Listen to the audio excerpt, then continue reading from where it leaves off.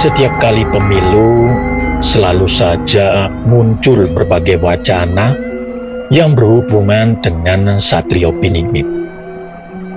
Namun, selain wacana ini, muncul juga bahasan-bahasan terkait Wahyu Keprabon. Ya, tentunya masih dalam konteks budaya Jawa. Nah, kalau sepengetahuan Simba sendiri, Wahyu Keprabon itu sebenarnya bagaimana, toh? Iya, benar. Istilah Wahyu Keprabon memang sejak lama sudah sering kita dengar. Istilah ini cukup populer di era Mataraman melalui sejumlah karya sastra para pujangganya. Pada seni pertunjukan, Wahyu Keprabon juga sering dijumpai dalam jagat pagliran Jawa. Terdapat beragam lakon yang menyinggung tentang wahyu semacam ini, seperti misal Wahyu Tejamaya, Wahyu Makutarama, dan Wahyu Citapsara. Nah, menurut terminologi Jawa, wahyu diartikan sebagai berkah Tuhan, sebuah anugerah dari mekanisme kebijakan semesta yang diperoleh seseorang secara gaib. Wahyu tidak dapat dipaksakan dan akan turun pada seseorang yang terpilih melalui berbagai media. Orang yang terpilih haruslah seseorang yang kuat dan siap secara mental untuk menyandang derajat tinggi tersebut. Selain itu, istilah Keprabon berasal dari kata praba yang berarti cahaya.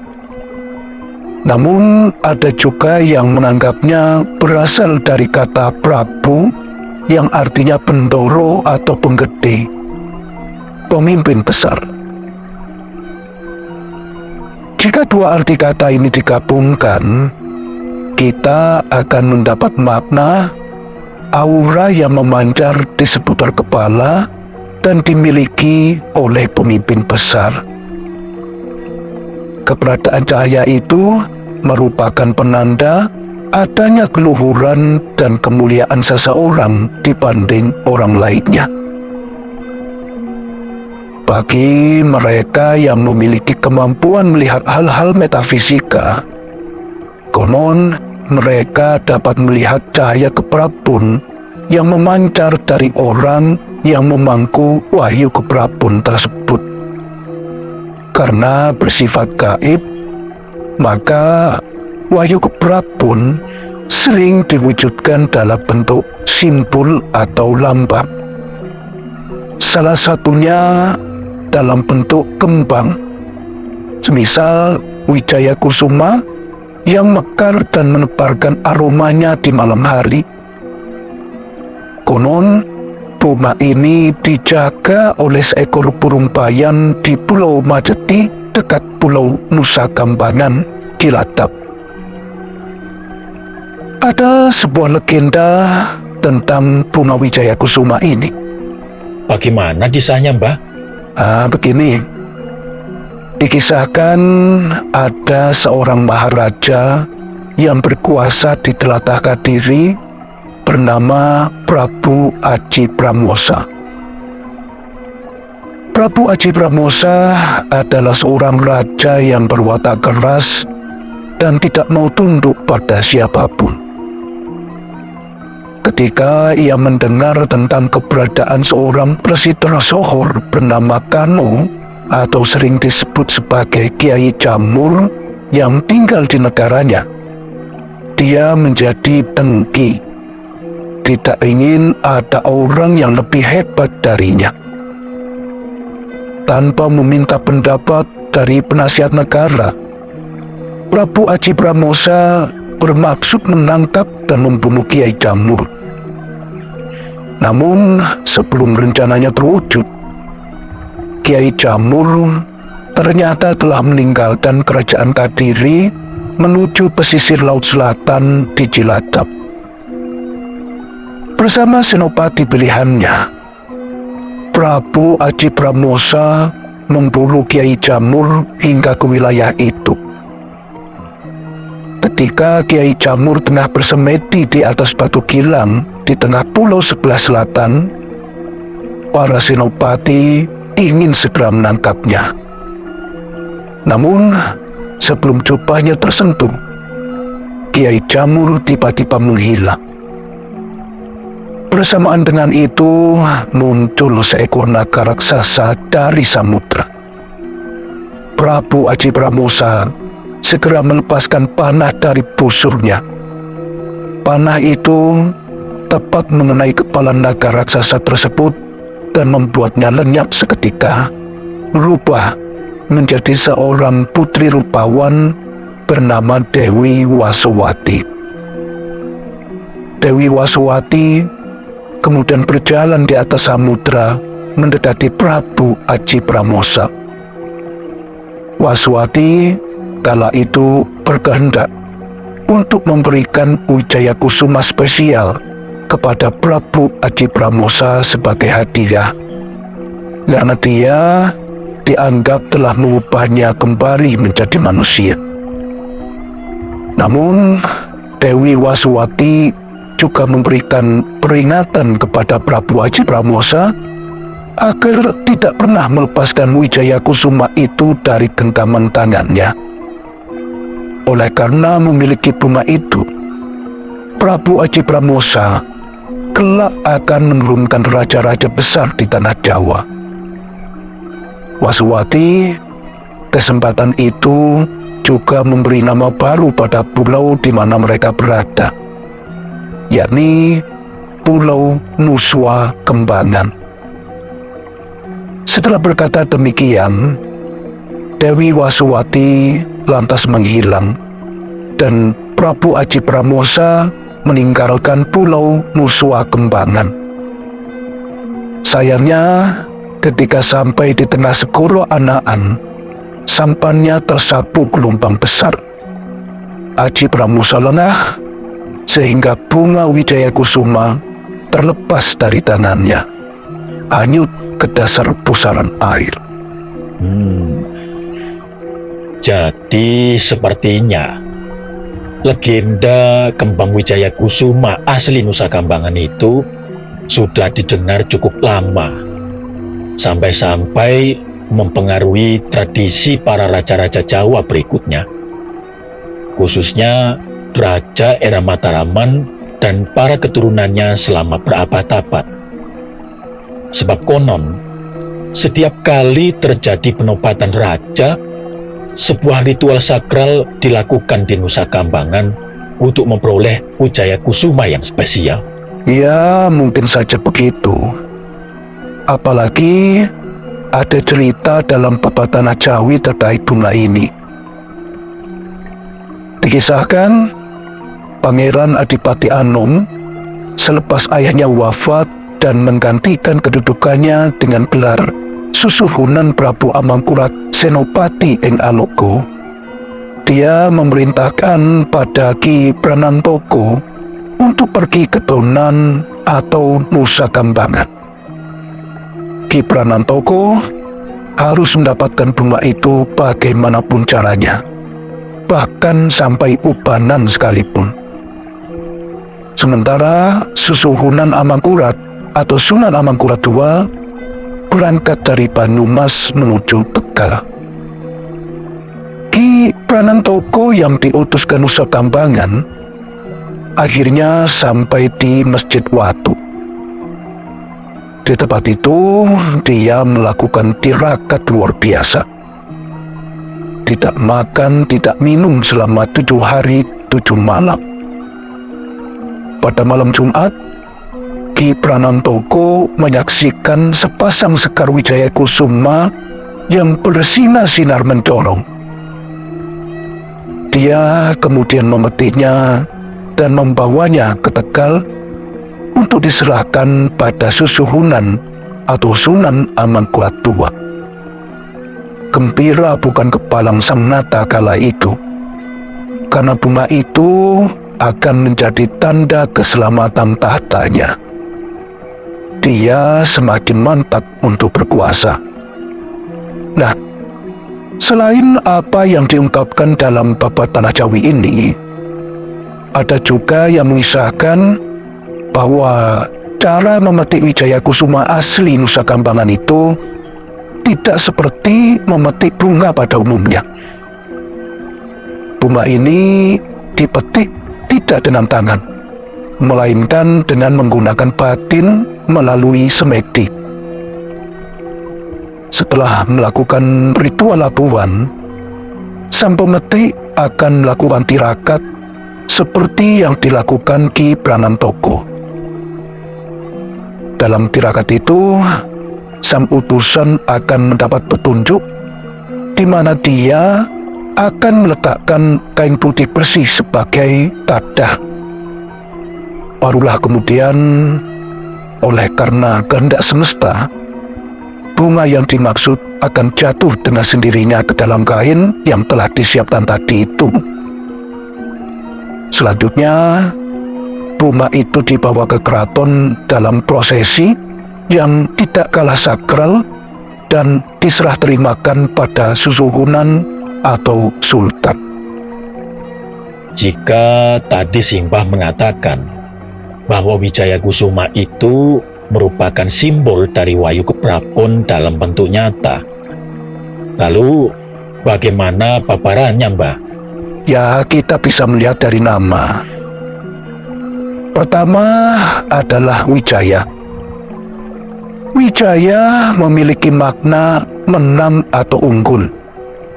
Dengan demikian, seseorang yang berpeluang untuk menerima Wahyu Keprapun harus memiliki sifat-sifat unggul, baik secara fisik maupun psikis, yang telah terlatih melalui pengalaman dan proses pertumbuhan pribadi yang panjang. Sementara itu, berdasarkan kajian filsafat kepemimpinan Gajah Mada, Wijaya diinterpretasikan sebagai sikap yang tenang, sabar, dan bijaksana. Ini berarti bahwa individu yang berpotensi menerima Wahyu Keprapun adalah mereka yang memiliki sifat-sifat yang demikian juga. Yang kedua adalah Kusuma. Kusuma adalah bunga, kembang, puspa atau puspita. Tentu saja yang dimaksud adalah bunga yang menebarkan bau harum. Dari makna ini dapat disimpulkan bahwa individu yang berhak atas Wahyu Keprapun adalah mereka yang masih memiliki jejak atau garis keturunan bangsawan dari masa lampau dan memiliki nama baik serta tercatat dalam sejarah. Mereka dianggap akan memperindah dan mengharumkan martabat serta peradaban bangsa dan negaranya seperti leluhurnya di masa lampau. Oh ya, tadi di awal Simbah mengatakan bahwa dalam pewayangan Pung, Wahyu Keprapun juga dikisahkan. Apa bisa diceritakan salah satunya mungkin, Mbah? Ya, baik. Dalam jagat pagliran Jawa, kita mengetahui adanya lakon berjudul Tumuruning Wahyu Cakraningrat. Lakon tersebut mengisahkan terjadinya perebutan wahyu antara Sarja Kusuma, putra Duryudana Raja Hastina, dengan Samba Wisnubrata, putra Prabu Kresna, yang sama-sama berkeinginan untuk menjadi raja.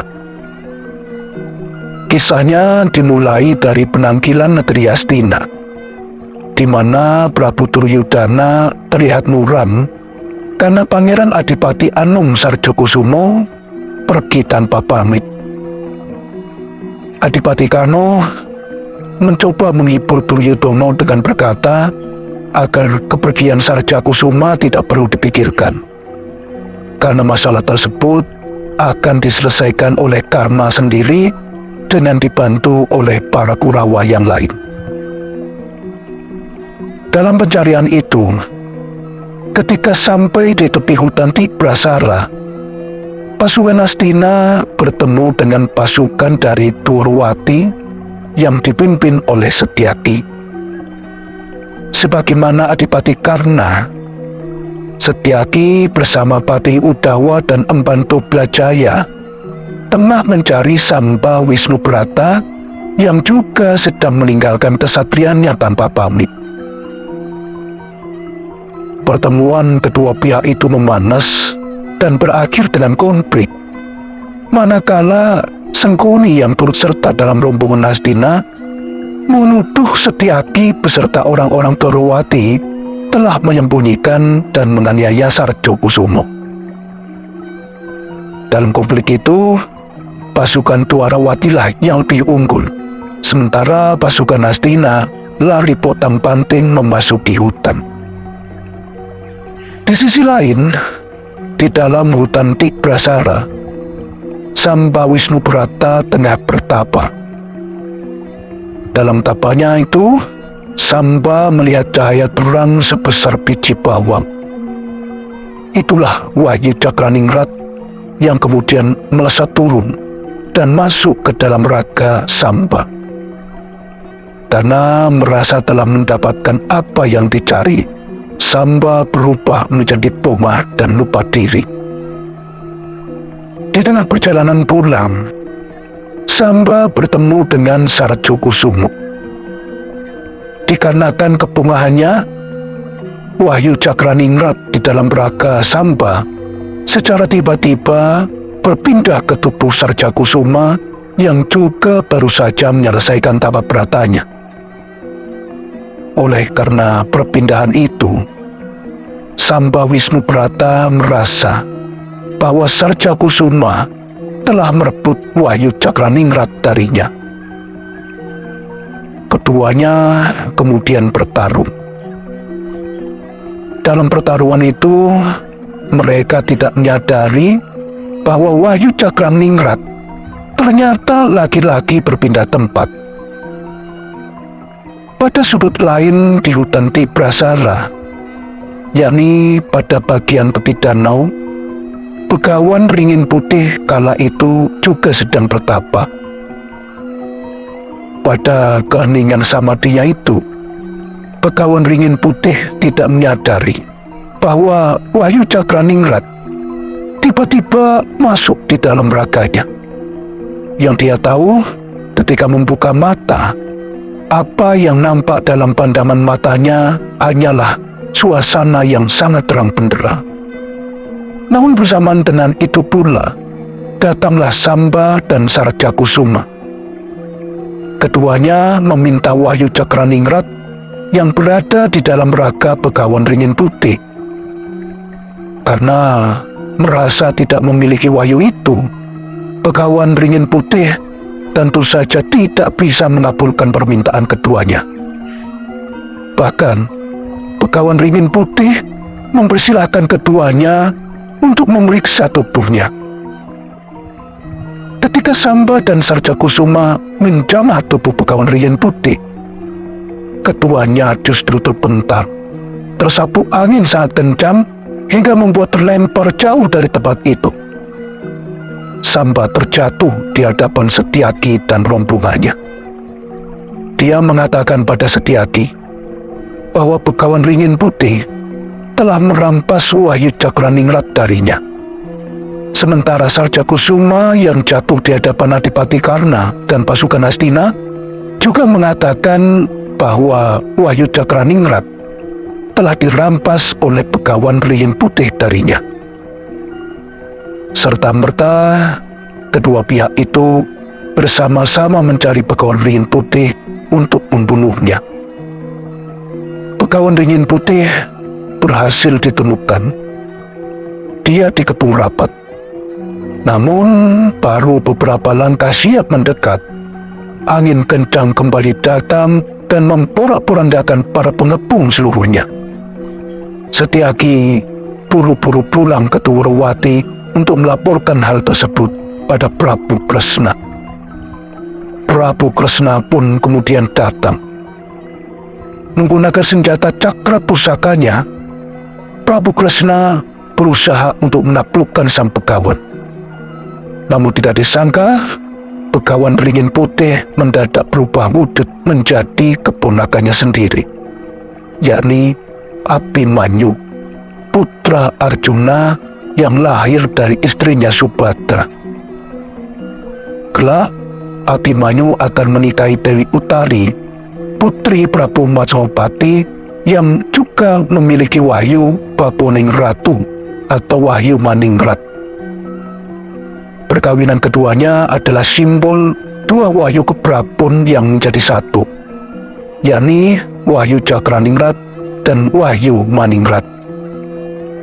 Kelak, pasangan ini memiliki putra bernama Parikesit, dan dialah yang menjadi Raja di Hastina pasca perang Bratayuda.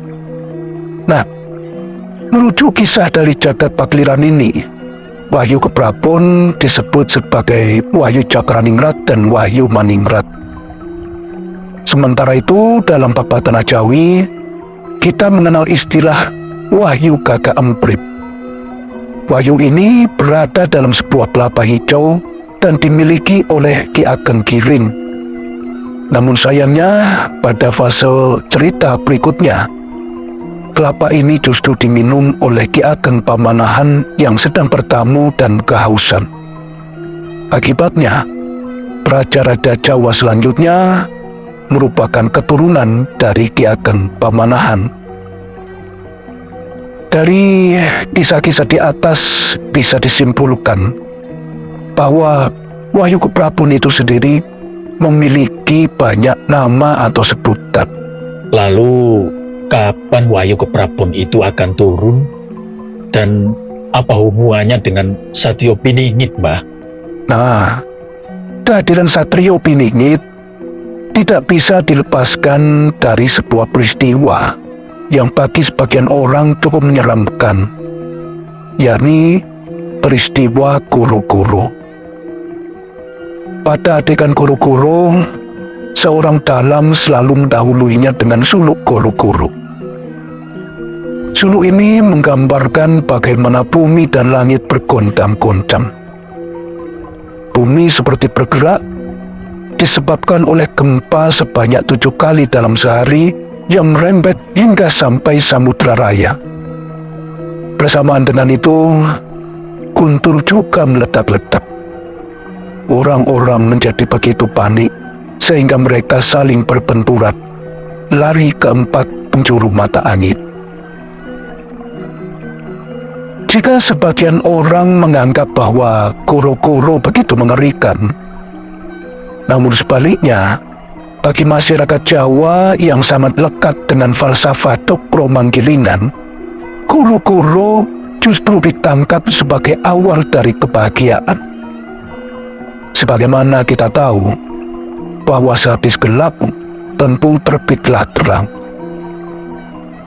Karena falsafah Cokro Manggilingan yang demikian, masyarakat Jawa memiliki persepsi bahwa kemunculan seorang Satrio Piningit selalu didahului dengan Guru-Guru. Guru-Guru itu sendiri terbagi atas beberapa sebutan. Di antaranya adalah Guru-Guru Kolotido hingga Guru-Guru Kolopendu atau Guru-Guru Zaman Gemblung. Namun keseluruhannya sama-sama menyeret orang kecil ke dalam penderitaan lahir dan batin, sebelum pada akhirnya mereka kembali menikmati kebahagiaan. Untuk diketahui, gambaran semacam itu bukan hanya terdapat dalam jagat pakliran atau jagat pewayangan saja, namun juga terdapat dalam sejumlah serat. Di antaranya adalah dalam Wangsit Siliwangi, Serat Musarar, Serat Sabto Palon, Serat Kolotito, dan juga Serat Tentini. Dalam Wangsit Siliwangi misalkan, tanda-tanda kemunculan Satrio Piningit digambarkan setelah terjadinya kekeringan yang melanda hingga Sungai Cipanten. Negara akan pecah karena kerbau putih dikembalakan oleh orang-orang Jangkung. Raja-raja dibelenggu dan orang-orang Jangkunglah yang berkuasa. Penduduk asli hanya akan menjadi orang suruhan.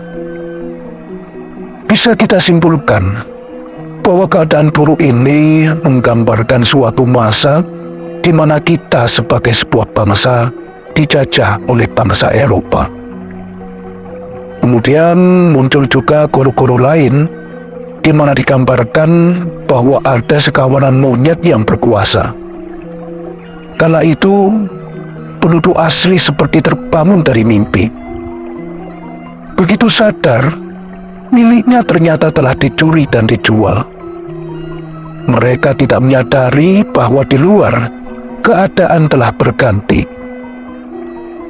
Gambaran dalam Wangsit Siliwangi ini tentu bisa kita simpulkan bahwa masa yang dimaksud adalah masa di mana kita pernah dijajah bangsa Jepang. Hasil bumi dirampas, sementara penduduk asli justru tidak tahu bahwa dunia luar sedang berubah, dan para penjajah Jepang sendiri sebenarnya telah kalah. Hingga pada akhirnya muncul fase ketiga, di mana sekawanan monyet yang berkuasa dan para orang Jangkung yang menggembala kerbau putih telah kabur. Penduduk asli menjadi bersukacita hingga kemudian muncul Satrio Piningit yang disebut Satrio Kinunjoro Nurwokuntoro dalam versi Raden Prungguwarsito. Usai hal itu terjadi, Wangsit Siliwangi juga menggambarkan muncul kembali kerusuhan. Kematian terjadi di mana-mana, dan manusia saling berebut tanah. Di saat inilah muncul seorang pemimpin gendut yang mungkin bisa diartikan sebagai pemimpin yang hanya mementingkan dirinya sendiri. Dan pada fase ini pula terjadi bencana alam yang cukup dahsyat juga, yakni meletusnya Gunung Gede dan 7 gunung lainnya. Itulah koro-koro yang tercatat dalam Wangsit Siliwangi. Pada Pupu Sinong bait ke-20 dari Serat Musarar, terdapat gambaran bagaimana negara juga sedang mengalami keadaan berantakan. Hubungan pemimpin negara dengan rakyat semakin jauh dan tidak dinamis. Sesama pemimpin saling jegal untuk tampil paling depan. Bagi para winasis, itu adalah masa di mana terjadi perseteruan dua trah, yakni trah Joko Tingkir atau Pajam dengan trah Pakubuwono atau trah Mataram. Lalu pada Pupu Sinong bait ke-21 muncul gambaran bagaimana negara pada waktu itu banyak diintervensi oleh penguasa asing. Orang pintar menjadi tidak berdaya. Mereka yang kaya semakin kaya dan rakyat semakin sengsara. Pada Pupu Sinong bait kedua, Serat Musarar menggambarkan datangnya zaman Kolobentu. Zaman di mana banyak terjadi kerepotan, sehingga pemimpin negara tidak sempat lagi mengurusi dirinya sendiri. Digambarkan bahwa dia sampai-sampai tidak sempat merias diri sendiri. Kain dan sabuk tidak sempat dikenakannya.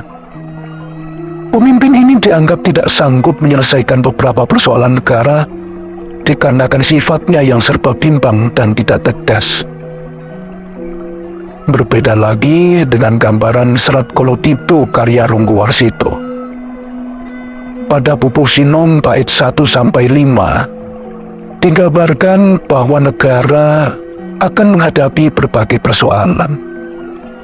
Para pemimpin tengah terjebak dalam kebingungan sekaligus berada dalam tekanan, sehingga mereka menyingkirkan para bawahan yang baik dan justru menempatkan para pembantu baru yang sebelumnya memiliki banyak masalah. Mereka mempertahankan pendudukannya dengan cara menjegal sesama bawahan lainnya. Norma-norma kehidupan di zaman Kolobento tampak sangat merosot. Para cerdik pandai dan kaum pemuka agama yang seharusnya menjadi teladan justru hanyut dalam praktek politik yang menghalalkan segala cara. Rakyat semakin menderita. Mereka tidak mengetahui yang benar dan yang salah. Berbagai cara digunakan untuk melanggengkan kekuasaan. Kiranya ini senada dengan apa yang tertulis dalam serat Centini. Sejumlah hal buruk terjadi. Banyak pemimpin yang bicaranya serba asal-asalan sehingga tidak dapat dipercaya oleh rakyatnya. Banyak wanita telah kehilangan rasa malu. Mereka terjebak dalam industri yang dianggap mudah mendapatkan uang dengan cepat. Terjadi krisis ekonomi dan moral. Korupsi terjadi di mana-mana. Hubungan persaudaraan merenggang, angka kejahatan naik, dan kriminalitas merajalela. Dalam serat ini juga disebutkan sejumlah bencana alam seperti gempa bumi, tsunami, gunung meletus, angin ribut, banjir bandang, kekeringan yang panjang, dan hujan yang salah musim. Di samping itu, juga muncul kerusuhan dan pertengkaran yang tidak diketahui siapa dalamnya. Kewibawaan negara dan para pemimpin semakin merosot di mata rakyatnya. Banyak pemimpin yang mengatakan bahwa negara dalam keadaan tentram dan sejahtera. Namun realitasnya justru sebaliknya. Ya, zaman Edan adalah suatu zaman di mana masyarakat menjadi bingung, tidak bisa membedakan mana yang benar, mana yang salah. Seperti yang sering Mbah bilang, akan banyak orang terpilih jadi pemimpin. Tapi tidak selalu para pemimpin itu masuk dalam kategori Satrio Piningit. Berdasarkan sejumlah serat yang kita ketahui selama ini, Satrio Piningit tidak akan pernah muncul dari situasi yang adem ayem.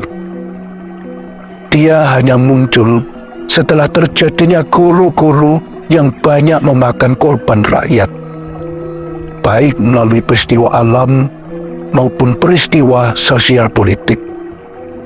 Apalagi sosok Satrio Piningit yang masuk dalam kategori Ratu Adil.